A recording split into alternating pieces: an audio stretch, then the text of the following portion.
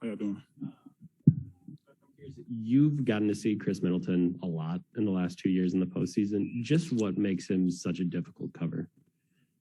I mean, he scores from all three levels on the court. He does a great job of mixing it in from his three-point shots to his mid-range to his floaters at the rim. So I just think him scoring at three levels just makes him a tough cover. He's able to put the ball in the hole. Have you learned like different ways to make him uncomfortable? I know so often coaches will talk about like he goes at his own pace and you're just going to have to deal with it. I know Spo said that a lot last year. Yeah. Just kind of what have you found can make him uncomfortable? Yeah, I don't want to give up too much, obviously. I just think you got to make it as much. He has to feel you. Physically, he has to feel you a little bit. When he plays in space, he's very dangerous. So I just think he has to feel you.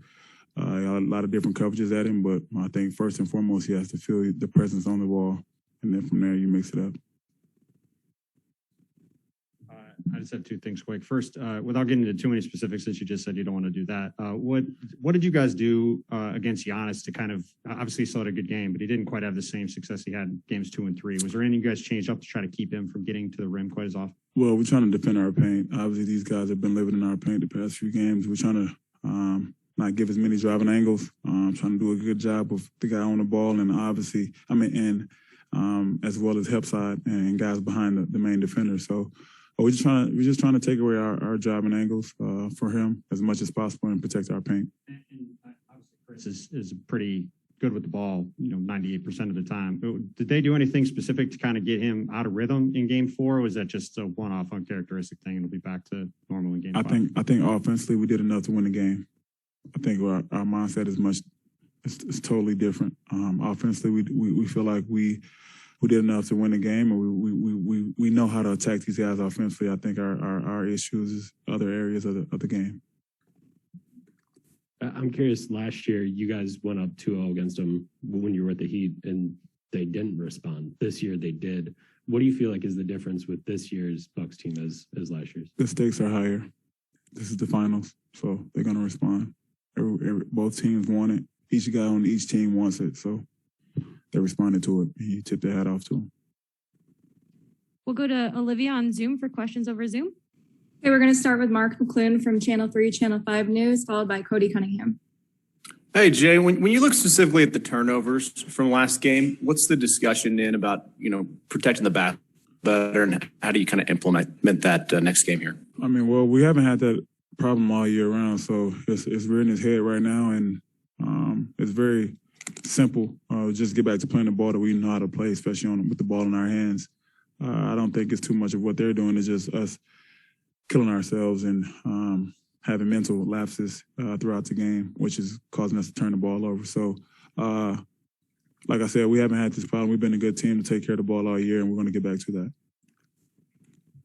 Next is Cody Cunningham with Suns.com, followed by Nicole Jarena. Hey, Jay, you guys are now back home with the Suns fans behind you. Just how much have you been able to feel the passion from the city throughout this playoff run?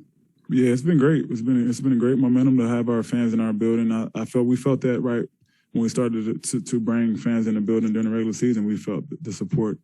So it's great to be home and have our city behind us, have our fans behind us. We definitely feel it as a team, as an organization. We feel it.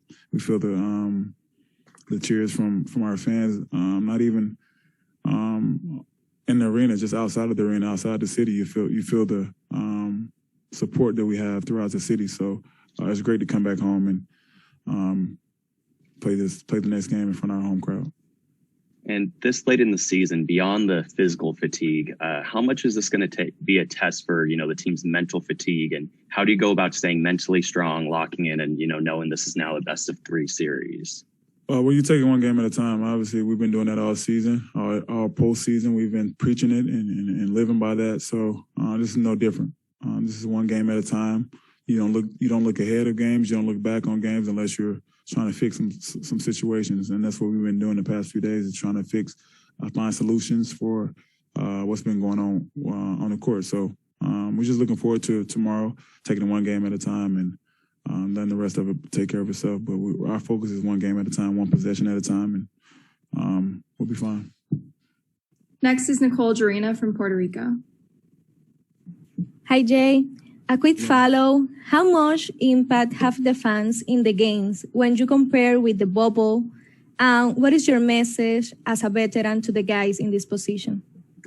You definitely feel it's two different situations. Obviously, the bubble is it keeps you away from the real fan experience, the real travel, the real part of playoff basketball is what it's about. And I think being outside of it, I think as a basketball players, as our league, as players in our league, we appreciate this situation more than being inside the bubble because you get to experience all of it. You get to take in the home court advantage. You get to take in the travel. You get to take in the game planning part of it, such and such. So it's great to be a part of this side of it. I think I'm having more fun this year than I was last year when it comes to just playing in front of the fans, the whole grind of it all. So it's great. And I think the message is just like what I just said, just taking one game at a time. I've been preaching it all year, taking the highs and lows of it all. It's an emotional roller coaster.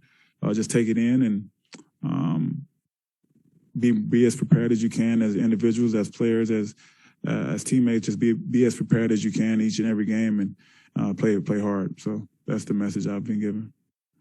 Next is Andre Lopez from Puerto Rico.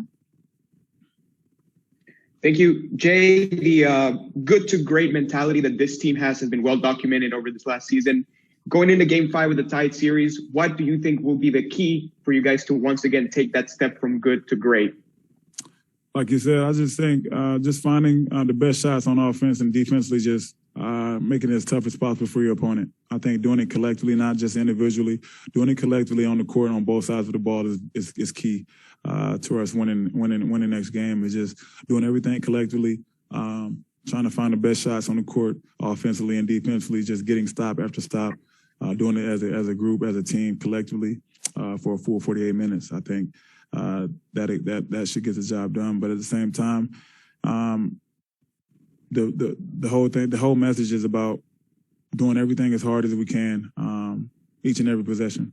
Not even looking at the broader side of the game, just taking it one possession at a time. I think once you dumb it down to that, you give yourself a chance to really impact the game as an individual and as a player in the game. You just give yourself a chance to win the game if you take it one possession at a time and play as hard as you can.